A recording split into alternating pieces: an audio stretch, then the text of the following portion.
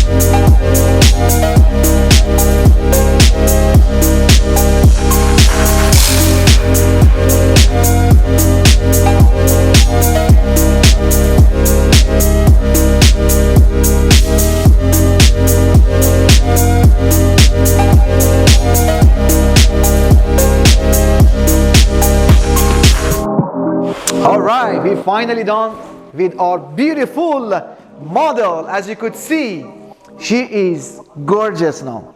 Totally different. That's why I love about the transformation. Look at it. Look at the nice haircut, casual pixie. And she is ready for a new boyfriend.